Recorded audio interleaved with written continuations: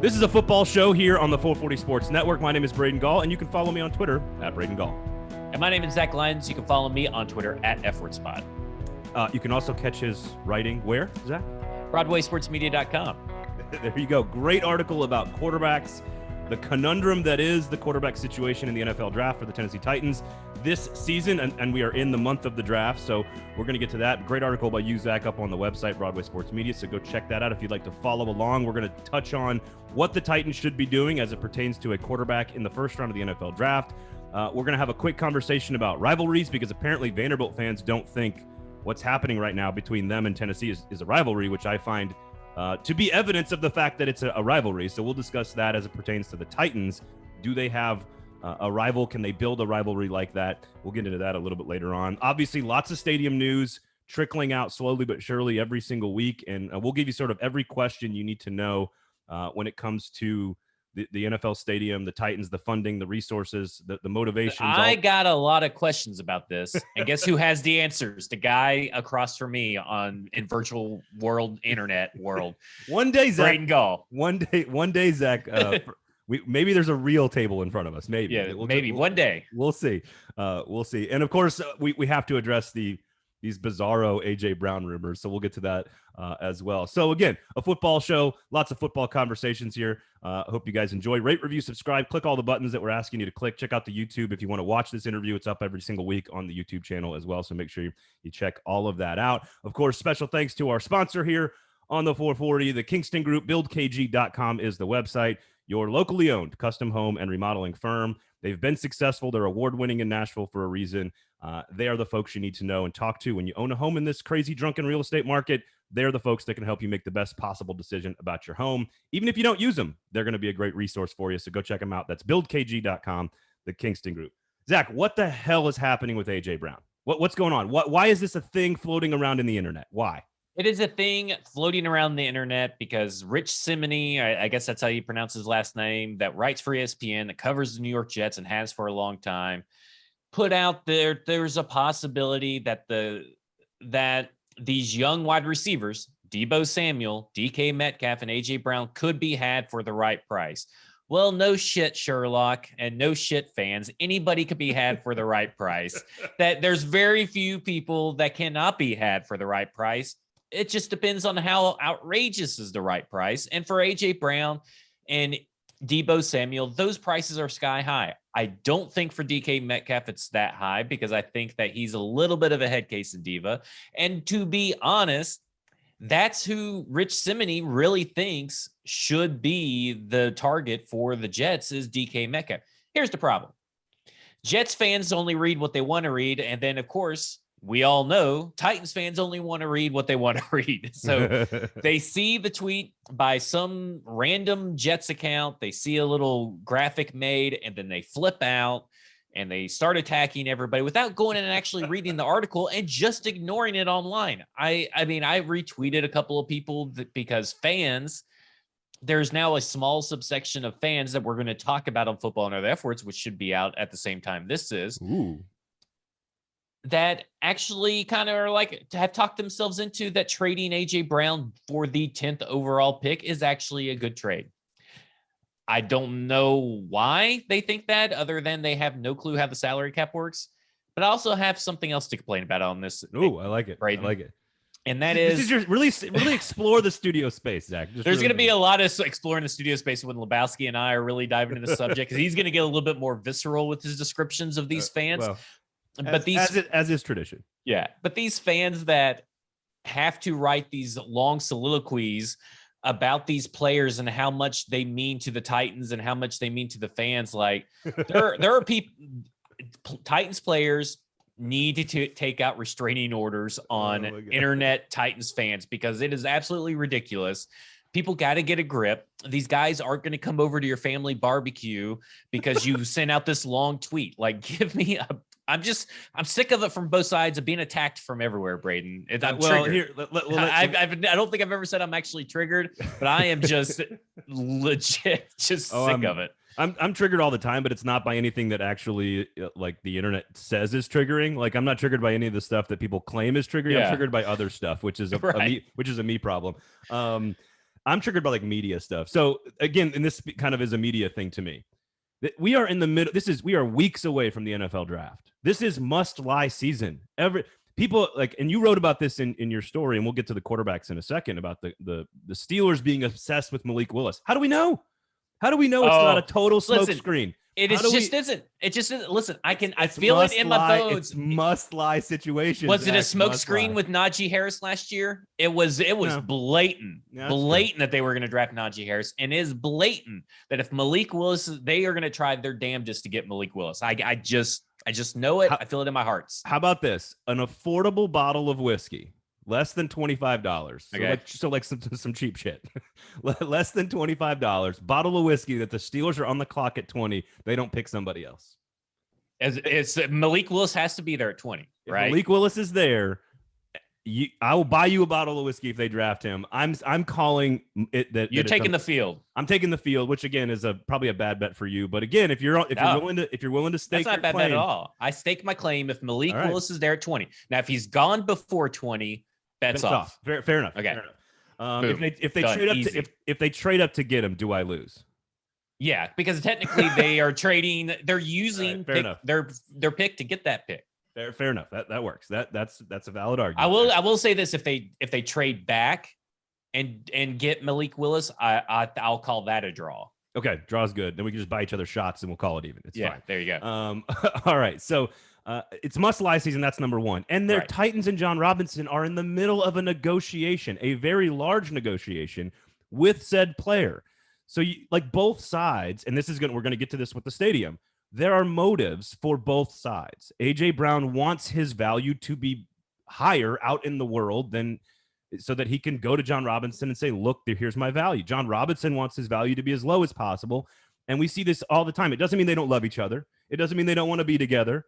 It just means that in public, there has to be some weird, bizarro dance of like lies and negotiation because you've got an agent and a GM trying to come to an agreement, and they obviously have their own best interest in their. And this article in particular, in this rumor, because I don't really consider it a rumor because it's mainly has to do more with the Jets than anything else. The Jets are desperate for a wide receiver. Yeah. They've already given up on Corey Davis, apparently. Like Corey Davis, he's dead to them. He's gone. Like they are desperate to trade away draft picks for a young wide receiver that they're willing to pay. Does not mean that the Titans are not willing to pay. And let me say this: one of the points of the article in Rich Simone's article is that, well, the Titans are up against the cap.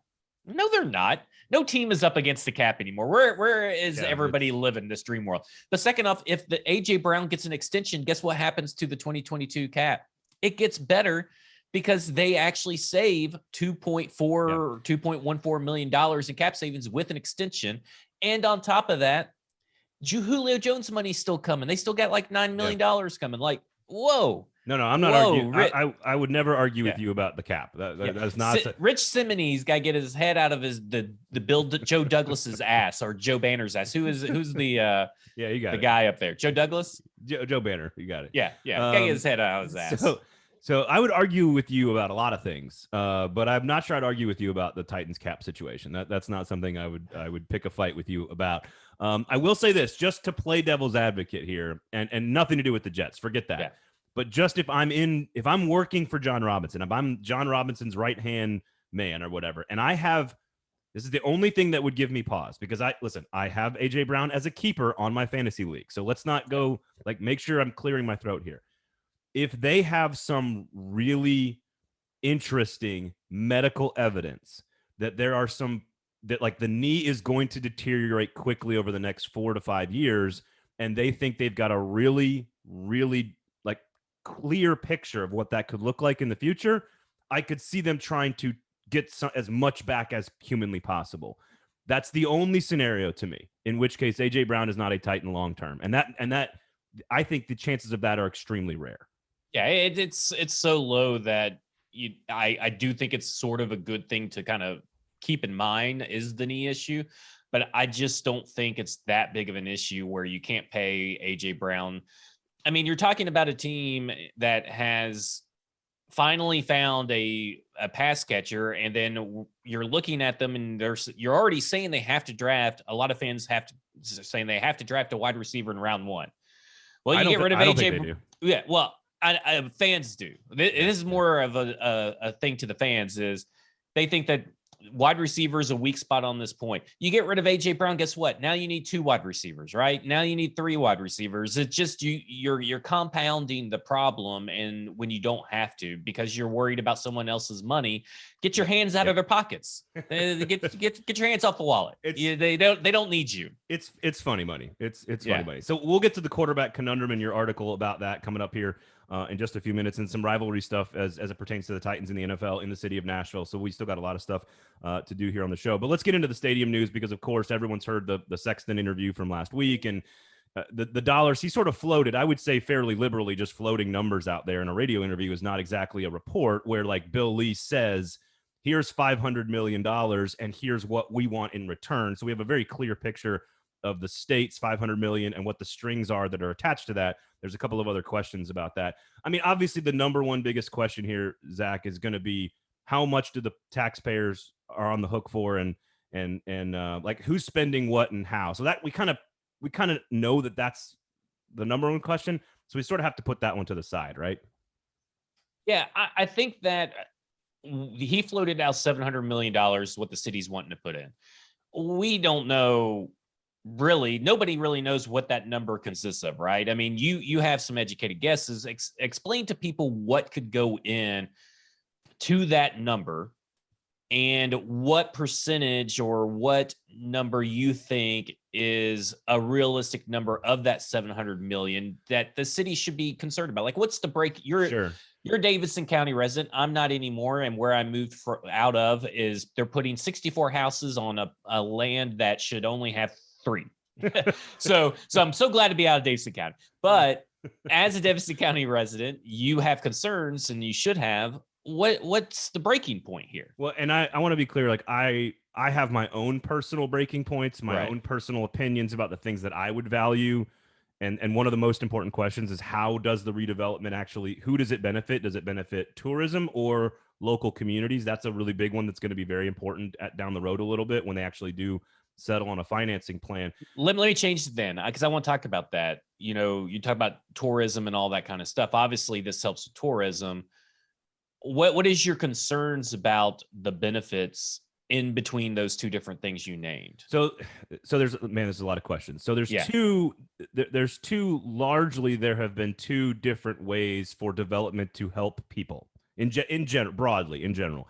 It can help sort of businesses in Nashville in particular, downtown. It can help businesses. It can help tourism. It can help incentivize building and development for people to come in from out of town and spend dollars in our market, which is how we've largely built our city. We've invested heavily in the downtown, like really downtown area. That's why we have all the buildings and all the hotels and all the tax deferments and benefits that we've given to corporations. It's why Oracle's going in. It's why Amazon, all this stuff, right? It's why Bridgestone is here. All these things that we've done to invest in downtown. How much of that has benefited sort of like the local communities? Well, it creates jobs. That's number one. So that's a huge one. But what about like parks? What about green spaces? What about affordable housing? So what's going to happen is whatever that number you asked me about first, Zach, when you said, hey, what's the break even number?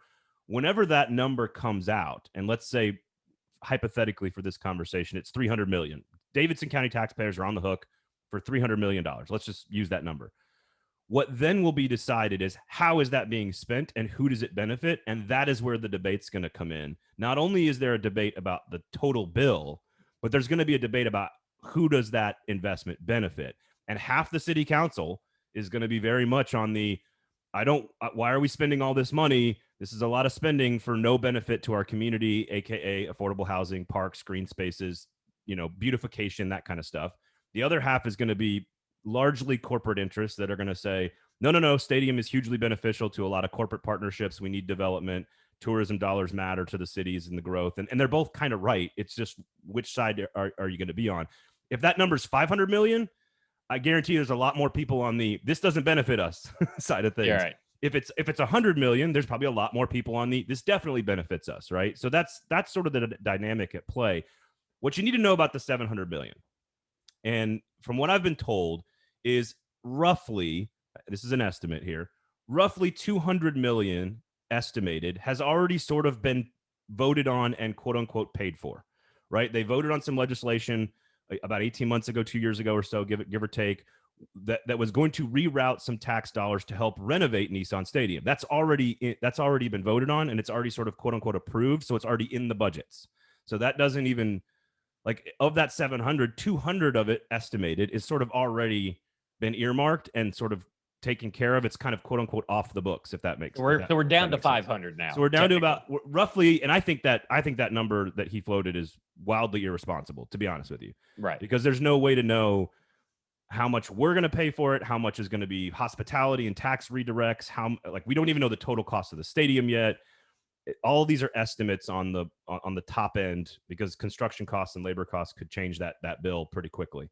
So that's number one, is like, you have to understand that some of that's already paid for. So it's not new spending by the city, which is a good thing. Then the rest of it is going to be largely driven by rerouting revenue streams that right now don't exist. So if you read an article that says 60% of Buffalo Stadium is public and 62% of Nashville Stadium is public, that's totally disingenuous. You've got to know the differences between public spending that comes out of a budget that affects education and traffic and commerce and trash and like all the things that keep the city going, and a budget that creates itself. Does that make sense? Like, right. if you have 6 hotels and 4 apartment complexes and 42 restaurants down there, then all of that's going to generate its own stream of revenue that's going to pay for the stadium. If that stuff doesn't exist and you vote it down, well, there's no revenue stream at all, and there's no development, and that money doesn't affect the budget. So that stuff doesn't really count as quote unquote public spending, in my opinion. So I agree with that, because I don't even think I like the term or the generalization that public spending, I guess, really the vibe it gives off. Because to me, when people say public spending, that means, well, the citizens are paying for it in some form or fashion, not that the citizens are paying for it getting beers and listening to songs at Robert Western World. I mean, to me, it's about, okay, I'm looking at my tax bill, or I'm filing taxes, or I see this goes up or this goes up, or I'm having to pay a little bit extra here.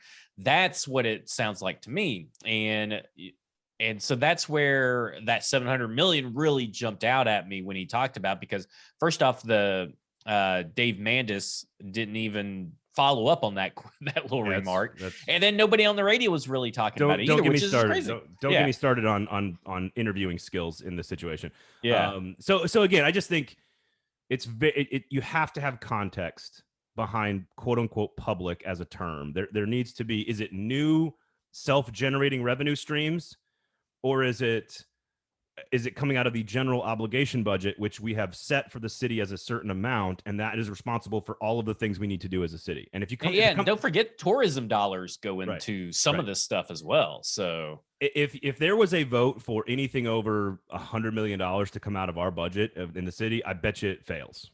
To me, that's why all these redirects and reroutes and is how it's going to be so effective, and why you can sell it to people. So a couple other questions. What are I was about to say, besides money, what are the questions that these people of Davidson County need to be asking themselves? So why is the state coming out first and foremost to put this ahead of, and this is a couple of different questions, which is one of them is what role does the Republican National Convention play in all of this? And let's just, we know this for a fact, that the mayor's office, John Cooper, and the governor's office, Bill Lee, aren't particularly close. They don't particularly get along. And one of them wants the RNC desperately, Bill Lee. One of them doesn't, John Cooper and the mayor's office. I am assuming that some of the strings that are attached to that $500 million, not only is it need to be location of the stadium, right? Parking lots A through D, a retractable roof, which I think is all smart business by Bill Lee and the governor's office. But I'm willing to bet you he wants the mayoral approval and maybe not pushing back on trying to host the RNC. So that is a what are you trying to extract from the city by offering up $500 million in state revenue? Because you don't just give $500 million to the city for without anything attached to it. So you have to think about that. Again, that's just something to think about. The information war on this is fascinating. The timing on all these stories coming out, there's a reason all this drip is happening, and it's slowly being sort of coming out, because obviously negotiations are heavily underway. and people want to control the narrative of what's going on. The mayor has an election coming up. The governor wants good publicity and wants to keep the Titans here. Like every one of these stakeholders, the Titans are involved in this too. They have a motive to sort of get the right information out at the right time. So just when you see a story and when there's a reason he was on the radio on Friday talking about this, right? I think it's also interesting that he was on that station, and of course it blew up because of the Nashville Post. Right. But I think it's interesting. My perspective is that right now the state and the team are on the same page. Like they are two peas in a pod right now. And I'm not sure right now where John Cooper really lands on the issue. Is he going to be a good soldier and fall in line, or is he really going to push it? Because we all know that at one point, John Cooper was really against an idea of a stadium of some form of fashion and this city having to pay for it. This is where it's my favorite stuff. This is my favorite stuff right here, because John Cooper, the councilman, who is very anti-soccer stadium, has a different role than John Cooper, the mayor, who went to battle and sort of fought to get a better stadium deal, even though it was sort of around the edges. He did that. What's interesting and if I'm just guessing here, from again, little birdies, my guess is that John Cooper internally, privately, inside of his office, knows 1,000% this is going to happen. That they're going to keep the Titans, that they're going to build this stadium. Outwardly, he has to look like he is fighting for Nashville. He has to appear that he is doing everything in his power to fight for every citizen in the Nashville-Davidson County area so that he can go into the election season saying, look, I did everything I can to get the best possible deal for us. And look what happened. I got us a Super Bowl and we only spent $100 million or whatever the number is. So he needs this. There's a clock ticking on this, and he needs it to be wrapped up, finalized, all the details to be done so that when they go into the election season next year, that he has it as a, look, guys, I built us a new Titan stadium. I'm gonna do it for very little dollars to you, the taxpayer, and I'm gonna get you a Super Bowl and a Final Four. Vote for me. It's a pretty good campaign. And a WrestleMania. Sorry, I always forget about the WrestleMania. You can't forget about the WrestleMania. They had the highest grossing WrestleMania ever. Just in Dallas this time, over 156,000 tourists from 50 states and 53 countries. So the last question here is sort of just what are the details of the East Bank development as a whole? Again, like, is it going to be a bunch of apartments, a bunch of restaurants, a bunch of hotels, green space, and then like you asked me earlier, who cares about what parts of that deal, right? Some people care about the hotels, some people care about the apartments, some people care about the parks, some people care about the restaurants. I think the parks is a very interesting thing I've never really thought of. How does this all affect the greenways in that specific East Nashville area? Yes, because right now it's bizarre how we have this beautiful, awesome East Nashville neighborhood that like runs up to like Fifth Avenue and just stops. Then you've just got like a whole lot of nothing, including an interstate to like a Titan stadium that's surrounded by a whole lot of nothing. North, south, east, and west. And then you've got a river, and then you've got all this beautiful development downtown. So you just have this big chunk of like no man's land between downtown and East Nashville. And it makes a whole lot of commercial and personal sense to somehow join all of that together, to make it all work together, unlock some corridors to make it more, like you can free flow between the areas. It makes with Oracle coming, that's a part of this. Who does that benefit? How big is it? How much are we spending on it? What's it going to look like? That's all going to be debated in a public forum before council people go vote on it. So we don't have a lot of the answers for all of this. I said it on yesterday's show, Zach. If you can start this negotiation with 1.5, 1.6 billion in funding already in your pocket, if you're John Cooper, for a stadium that could cost, let's say, $2 billion, and all you got to do is figure out how to close that $400 million gap with some public and some tax reroute, I think you're already on the verge of an extraordinary deal for the city of Nashville. And I think that's the most important thing. There's a lot of questions, but that's the most important thing in my opinion. It'll be interesting to see how this all comes to fruition. It's going to be a fascinating story to follow from a city/business standpoint. Like for me, I'm looking at from the business side of things, where is there really any big dollar amount that's too much to really for the city of Nashville not to bear? Because with so many people coming in, month after month, day after day, year after year, moving to Nashville, it's just going to eat away at any kind of taxpayer load, I feel like, right? I mean, at some point, it just all balances itself out, and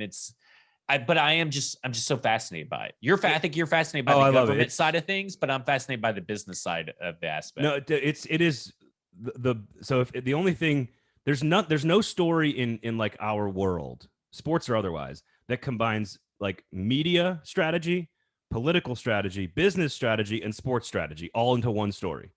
And that is what stadium building is like my favorite thing in the world. Like it's because it's all of those things, because you need messaging strategy. You got an election coming up. You got businesses. You got like, it's just, I love it. I love everything about it. It's like catnip for me.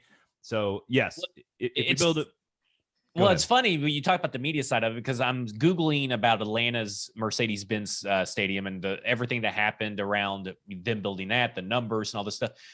It was all reported mainly in the first Google page is mainly the Miami Daily Herald reporting about something going on in Atlanta. Like when this stadium starts going on, remember everybody was talking about the Raider Stadium, SoFi Stadium, in all parts of the world. People are going to be, again, talking about Nashville in all parts of the sports community. Well, there's a former Tennessean reporter that has been tweeting a lot about comparisons between I saw that. Buffalo and Tennessee. And while there are some media folk in this town that have some issues with him, I personally don't. But I do think, again, he's somebody that tweeted the public numbers next to each other.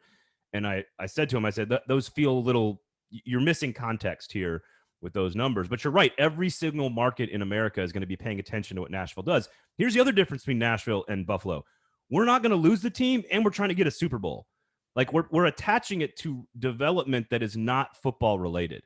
And that is something that is so important to remember, that Buffalo has no chance at. They're not putting a Super Bowl. They're not even putting enough seats in the stadium. Like, what are they even thinking? Like, even if they wanted to come and do, even if they decide to do a dome at some point, or throughout this process, if you don't have a certain amount of seats inside your stadium, it doesn't even matter if you have a dome or retractable roof. You have to have the seats. What idiots! But the city of Buffalo and this whole, I hate everything about that team. So we'll wrap this up and we'll move on to the quarterback conversation, because I think the key here is we're still probably weeks, if not months away from finalized details, but that there are 6 or 7 different places where money is coming from, how that money is going to arrive, and then again, how it is messaged. And I think it is incredibly important for media people in this city. And I do not think I heard any of this on Friday. I'm not calling anybody out specifically, but it is important that if you care about this, that you have to go to probably some political sources and some other places to get all the details, so that, because I'm not sure all the sports people in this town are equipped, let's say, to handle all of these details. And it's a lot of complicated stuff, and we're not going to know those details for probably another couple of weeks or months. So just keep your ear down. I'm assuming there's going to be a pretty constant drip of information coming out over the course of the next 5 or 6 weeks. And then all of a sudden, we're all going to wake up one morning, there's going to be a proposal, and then off we go to debate it. Let's do it. So there we go. All right, quarterback conundrum. I'll just let you go on this. Great article, Broadway Sports Media. This is about the Titans draft strategy as it pertains to a quarterback in the first round of this year's draft, moving up to get their guy, staying in their slot. You did a bunch of research. What did we learn? The biggest thing to take away is that as long as the Titans don't draft a guy that's not one of their guys, the Titans can't make a wrong move or at this quarterback position. That is the only wrong move at this quarterback position for the Tennessee Titans in this draft, is settling for a guy you didn't really want. You in a draft, I think it was the Matt Ryan, Joe Flacco draft, if I'm not mistaken. Weren't they drafted at the same time? It was something like that. There were two quarterbacks that were drafted. Baltimore traded up to get Joe Flacco. Yeah, and then there was J.P. Losman, who was down there, and he was like, the Bills had traded back, and then the Bills were like, oh, crap, we don't have our quarterback. Let's just draft J.P. Losman. Nobody really believed J.P. Losman at the time. So to me, that's settling. Hang on. J.P. Losman was 2004. Okay, so there was Flacco two people. Was 08. Okay, wasn't that Aaron Rodgers and Alex Smith's year? Ooh, that could have been 05. But yeah, the point is that JP, the Bills felt like there was no other option, and they took him to get JP Losman. I believe out of Tulane, actually. Yeah. You don't want to be in a position where you settle for a guy that you don't really like. And the Titans aren't in that position. Let's be very clear.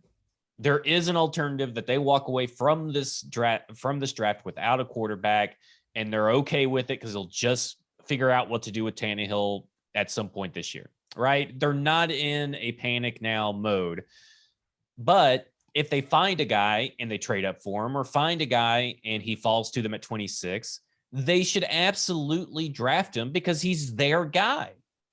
And I think what I found the most compelling when I go and watch the film, and that's what took so long. This article's been in the writer's room for about 2 weeks now, because I've been bouncing around this idea. Writer's room. I like that. Yeah.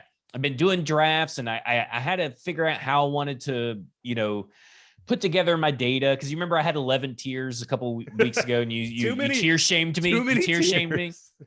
So it took me a while to figure out what to do. And so I sat down and I watched film, watched games on these guys. I watched 26 games on these top 5 quarterbacks. And you know what I figured out? There is no QB1, but there's also no QB5. It's time that we get rid of this QB1 kind of archaic system, unless there is a Joe Burrow in the class. When you have a class like this, pigeonholing one of these guys as QB1 doesn't make any sense, because everybody, they're this class in particular, they're all so different in play style. I think Bryce Young next year is QB1, right. Period. Peyton Manning, Trevor Lawrence, and even Peyton's a bad example because there was Ryan Leaf there as sort of like a QB1A and B. But to your point, there is no guy that's a clear-cut top guy that is the pick that everybody wants. And that doesn't mean that this draft class sucks. And I think that's the thing that bothers me, is that everybody thinks this draft class is just terrible. I mean, this draft class might as well be Jamarcus Russell and Brady Quinn and a bunch of other losers that were in that draft class that will never amount to anything. But what's fascinating is you bring up Russell and you wrote about it. And Russell at the time was viewed as a clear-cut number 1. So even some of the classes that have the clear-cut number 1 guy sometimes turn out to be complete garbage. And to me, I watch the film, I look at these guys, and I say, okay, well, I like a lot of different things that Matt Corral does. I love Malik Willis. Those guys don't scream Titans quarterbacks that fit in this system. And I think that Malik Willis is the guy with the highest ceiling out of everybody in this draft class by far. He is so fun to watch. I would murder Todd Downing for Malik Willis on this team if it meant that you let Malik Willis be Malik Willis. You cannot make Malik Willis be Ryan Tannehill. Do I have to submit this to somebody, like my therapist or my lawyer, or like somebody that like? I'm pretty sure it's covered under podcast confidentiality. I feel like what is the thing like where if you're with your lawyer, there's lawyer confidentiality until you start committing crimes with your lawyer, and then you have to, then it's not protected anymore. Is that what we're at here? Is it? I mean, he's safe because Malik Willis isn't coming to the Tennessee Titans. But I think your point on this, and I think it's the best point you made in your entire article, which is there's no QB1 in this draft that works for every team. But there could be a QB1 for your team's structure and system and philosophy. Exactly. And there could be an elite quarterback out of this draft class that's considered a top 10 quarterback in a few years if he goes to the right place. Listen, that's for every year. Let's be honest here. Trevor Lawrence was treated as the second coming of Peyton Manning and Andrew Luck, and he had a terrible first year. A lot of that's out of his control. Okay. A lot of that's out of his control, but that's what matters, right? What matters is your landing spot. Your landing spot is just as big a deal as the talent of the quarterback in that spot. You got, if you look at Josh Allen and you look at Deshaun Watson, you look at Patrick Mahomes, none of those guys were considered the best quarterback, and they were kind of considered just guys that are projects that maybe work out. Well, they found homes with teams that loved them and knew that, hey, these guys I can work with, my staff can work with, we can build around them, let them be who they are. And those are 3 of the best quarterbacks in the NFL. And there are certain point in times when they were playing. I don't need to get into the Deshaun Watson thing. I've talked about with my wife, explaining all the horrible things surrounding it that I hate. But pre-draft evaluations on those three guys were very similar to a lot of the pre-draft evaluations on these guys. And I think that, you go and watch the film. I think Sam Howell is the guy that everybody thought he was heading into 2020 before the season even started for the college football season. He is still that guy after the 2021 season. Even watching those games, you saw that guy. And I think Desmond Ridder, he is boring as shit. He's not going to get you. He's not going to rustle your jimmies. He's not going to get you excited, to freshen up on. He's like watching Netflix at home. It's not exciting, settle down. But it gets the job done, and it's good enough. Settle down. That's like my whole life right now. Okay, just settle down. But everybody says that he is Ryan Tannehill. Well, I think he's good Ryan Tannehill coming out of college. So why can't he build on top of that? Because he's a lot better, more polished quarterback than Ryan Tannehill was coming out of Texas A&M by far. And I don't know if Desmond Ridder is a starting quarterback in the NFL. I think he is. I think what is wrong with his accuracy can be fixed. I don't view it as it can't ever be fixed. And listen, his career accuracy is just as good as Malik Willis. It's just as good. Kenny Pickett's hovering around there as well. Kenny Pickett's a one-year wonder for me. He'd be all right with the Titans, but that's why he's my third kind of choice, I guess. I think and follow along on the article, go to the website, check out the article, because you kind of named them all, you kind of gave them a category, which I actually think was really smart, because I do think if you went, if you went and drafted Malik Willis or Matt Corral, you would be changing your philosophy to a different style of offense. And I think that's what you called Malik Willis. And I agree with you. Malik Willis is clearly the most talented, has the most upside and potential of any player in this draft class. I think that's painfully clear. I disagree with Kenny Pickett wouldn't work in this offense. He does have a little bit of Baker Mayfield to him where he likes to run around a little bit. Now, I did say he works in the offense. I just think that he's my third choice. I would have he's the reluctant leftover to me. I would have him ahead of Ridder, though.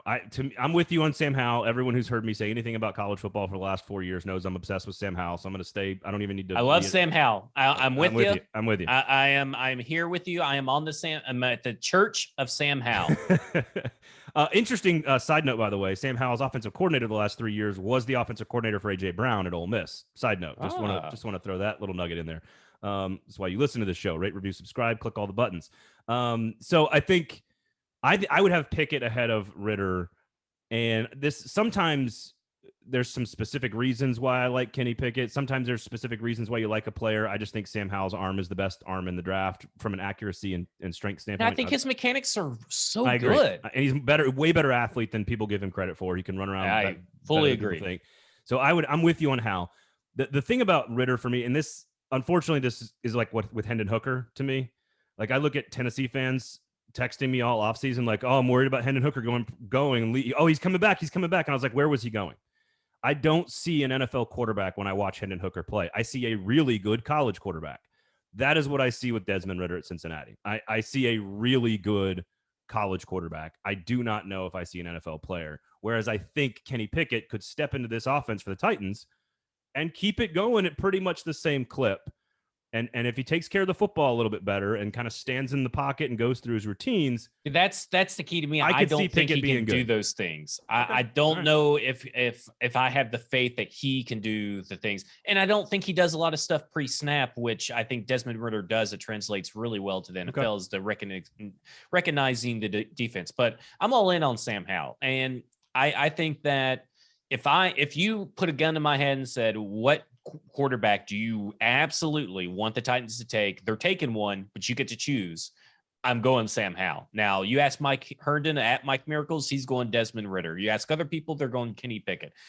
That's just what's great about this draft class. I think in 5 years, we'll still be talking about the quarterbacks in this draft class in some way or another as a case study. I just think it's a great case study. No, I think that's the right way to phrase it. It's a case study in sort of evaluation and offensive philosophy and all the different things you've talked about and wrote about in the article. Here's my thing. I know Teron Davenport's big on Desmond Ridder as well. I think the Titans are big on Desmond Ridder. Here's the difference between all these guys, I think. I think if you want Willis or Pickett, you're going to have to trade up. Right. If you want Sam Howell, you might be able to get him at 26. It all depends on if the NFL soured on him the way the media soured on him. And I'll be honest, I don't think they did. I'm with you. I would be very surprised if people that get paid to do this for a living soured on Sam Howell.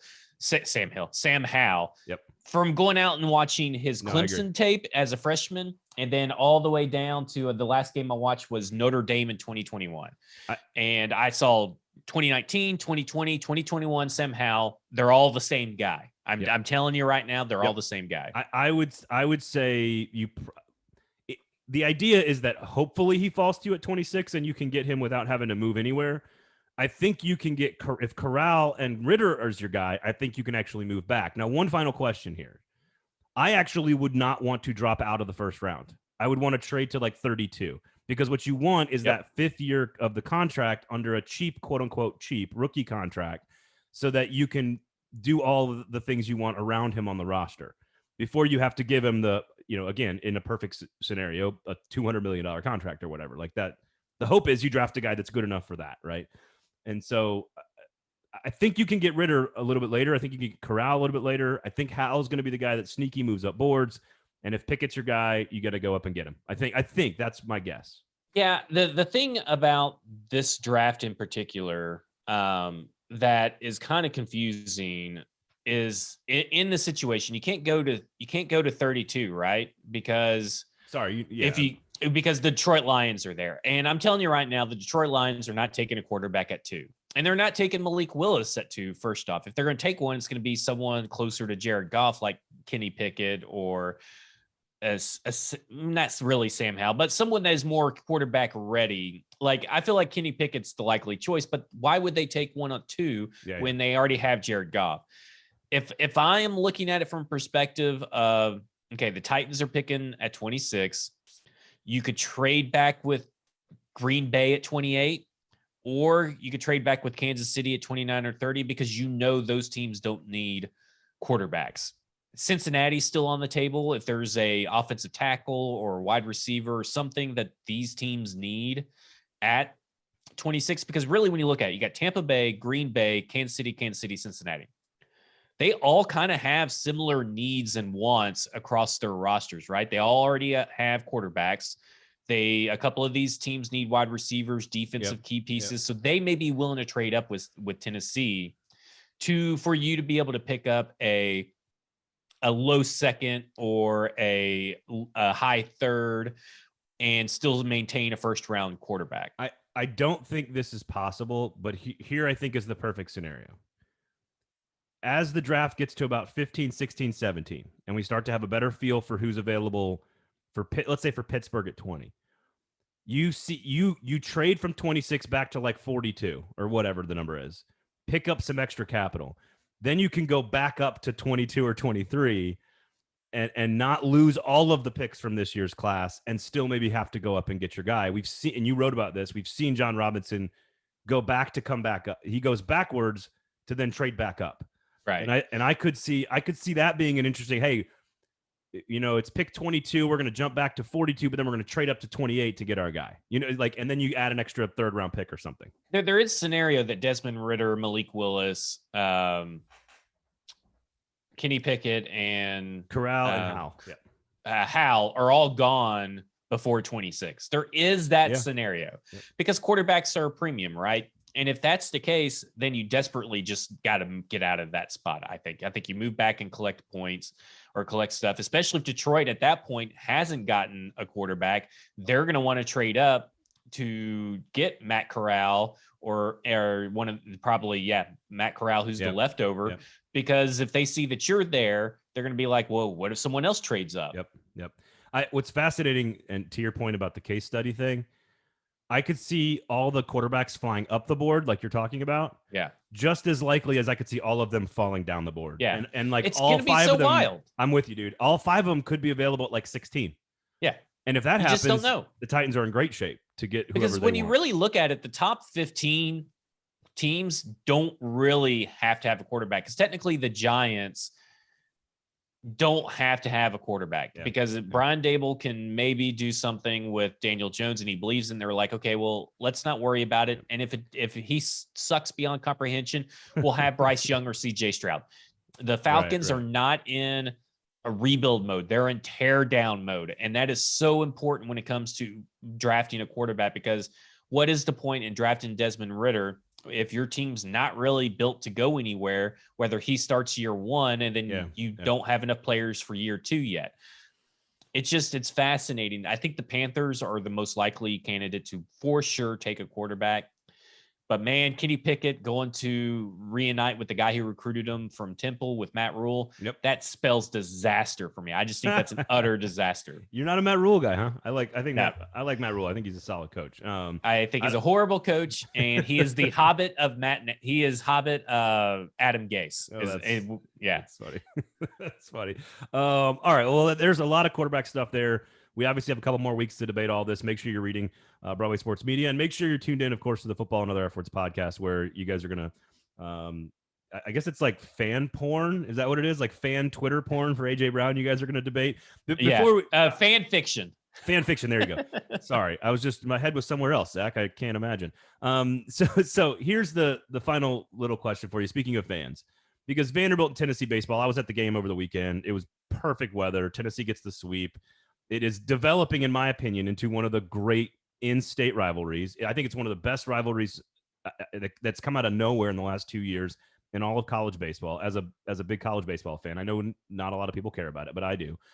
And I just love the cultural animosity between the highbrow, pinkies up, tuxedo-wearing, martini-drinking James Bond Vanderbilt people and the Chevy driving, natty light keg drinking, mullet luging, kick in the back door. We have no clue how to act because we've never been to this party before, Tennessee. And it's like their socioeconomic culture war on display on a baseball field. And I think it's fucking awesome. I love it. I love everything about it. I love both sides. I loved how Twitter, Vandy fans are acting like it's no big deal. Right. It's clearly a big deal. But they're all in the mentions. Like if it's not a big deal, you just don't comment. Yes. If you're in my mentions right now, which means it's a big deal to you, which means it's important, which means you're proving my point. So right. I love everything about this. Not just, I love the Vandy side of it. I love the Tennessee side of it. Vanderbilt is really good because of who they are, and Tennessee hates them for that. Tennessee's really good because of who they are, and Vanderbilt hates them for that. And they're both very different, and they represent their fan bases like literally in how they play the game of baseball. I think it's wonderful. I think it's awesome. I'm here for the petty. I love everything about it. I'm with you. My question is, after Jim Irsay's comments and the Titans, we know they're sort of this new fan base in less than 25 years. And, the Predators have a little bit of a rivalry with Chicago, and you play playoff series with St. Louis or Anaheim, and you build a rivalry. I know the Ravens thing has always been there for us as a city with the Titans, but I really think there needs to be something more. Like, I think that the Colts, because so many people in Tennessee loved Peyton Manning, I think it stopped the Colts rivalry from developing into what it could be today. And I think hopefully we're going to start to see the animosity and the vitriol build between the Colts and the Titans. Is that the number one possibility for a deeply rooted, hated rival for the Titans? I think it's the easiest path, because right now this is the first time in a long time, and I think this helps the rivalry where both teams are actually can compete with each other. When you get into a point where you're 11-0 against Andrew Luck or whatever the number was, it's not a rivalry anymore. It's like the Cleveland Browns or the Cincinnati Bengals trying to say that they're the Steelers or the Ravens' big rival. No, you guys aren't even. Maybe you're getting there now, but for the longest time, it was Ravens Steelers are the big rivals. They're the ones who hate each other in that division and all this stuff, because you got to have competition. You can't go on this big long losing streak, because part of it is being able to talk shit to each other, right? You can't talk shit if you're the one always losing. I mean, you can. You just I think in the NFL and professional sports, the teams need to be good. Yeah. I think in college, it's different because you have literal proximity. Like Nashville is a Tennessee Volunteers market. Yeah. Like it is full of Tennessee Volunteers fans living in and amongst Vanderbilt fans. Like I think college is I don't think you have to be competitive on the field to have a really great college rivalry. I think you kind of do in the pro levels. I think you sort of do, because I got in this discussion with Austin Stanley the first time we've ever interacted with each other. I think I was on A to Z, or maybe I was on Buck's show 4 years ago. And he said that, well, what do you think about the UT Alabama rivalry? I said, what rivalry? I said, you guys aren't even on our radar. I mean, Auburn is a rivalry. Iron Bowl's a rivalry. You guys aren't even relevant in the football world at the time that we had this conversation. Right. So you're not even on the radar. So like, to me, I think it needs to be a factor a little bit, but you get a little bit of a leeway, a little bit of a time frame because of historical proximity and the history behind it runs a little bit deeper. I'm here for a Buffalo Bills rivalry. You got the Music City Miracle. Okay. The fans love talking shit and visiting Nashville. They always talk shit to us. We talk shit to them. I think that there is a budding rivalry here for Buffalo Bills to be, and they're both very good. So I think this is it's something we all need to be in on, is trashing the Buffalo Bills as much as possible. It is really important. You don't have to necessarily be even competitively, but you do have to play in postseason games to build history like that. And regular season games too, because they're playing regular season games. They're going to be playing again this year. But they're what, 4 or 5 years running now? And what might help the Titans in developing some of these rivalries, because like the Ravens thing is actually quite random, to be honest, right? Like it's just sort of like it's Eddie George and Ray Lewis. Like that is where the rivalry stems from. And that's a great starting point, but it's petered out. It's petered out. It's very random to me that like 3 of the last 9 playoff games were between the Ravens and the Titans, like, or whatever the number is. Like that, to me, that's just sort of a random occurrence. And there's been really big games, right? We go up there and upset them. They come down here and upset us, and all that kind of stuff. And I think that's interesting. I think one thing that will help the Titans develop these rivalries is what you just said about Buffalo fans, and that's all fans. All fans are going to want to come here, and if coming here it ends up with a bunch of fans hungover and sad at BNA on Monday morning, like that's going to build animosity, because Titans fans are going to like. I want a camera at BNA on Sunday mornings after a big takeover, Steelers, Bills, Packers, whatever, Chiefs. They come in here and they get beat. I need a live cam shot of like the Southwest Concourse at BNA. Yeah, I need it. I want it. I love it. You want some more of it. All right, Zach, where the website, the pod, the Twitter feed, what you got, man? Tell everybody. BroadwaySportsMedia.com. Football and Other F Words is the podcast, at football or at F Words Pod. And our podcast is everywhere. And what's good is that we're in the middle of draft season. I already got the quarterback conundrum, which is up. I'm going to do your favorite thing, and I'm going to do a mock draft, Braden. Oh God. But listen, it's different because it's a multiverse look in. I look at 3 different timelines for the Tennessee Titans if they were to take a quarterback. If they were to trade up for a quarterback, stick and pick, and trade back and get the quarterback that they want. So something a little bit different other than, I like this player, I'm going to put him here, even though he's probably not going to be there, which is usually what you get in mock drafts surrounding the Tennessee Titans. Derek Stingley at 26. I love it.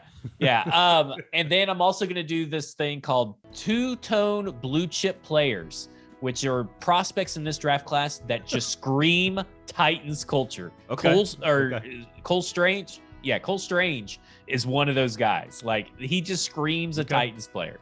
You know who screams Titans culture? Zion Johnson. Yes, he's on my list. Desmond Ridder's on my list. A couple of different guys. So make sure you're checking out the website, BroadwaySportsMedia.com. Of course, Football and Other F Words at F Words Pod, all that great stuff. You can get to me at Braden Gall. BuildKG.com is the website for the Kingston Group, our title sponsor on the 440. If you own a home in Nashville, you need to be talking to them. They'll give you great information and insight onto how to manage major financial decisions that you're going to be making with your house. The quarterback conundrum, the stadium information, fandom, AJ Brown, all that great stuff today on the show. Excellent job, Zach. Always a pleasure to hang out with you. For Zach, my name's Braden Gall. Thank you guys all for listening. This has been the 440 for Tuesday, April 5th.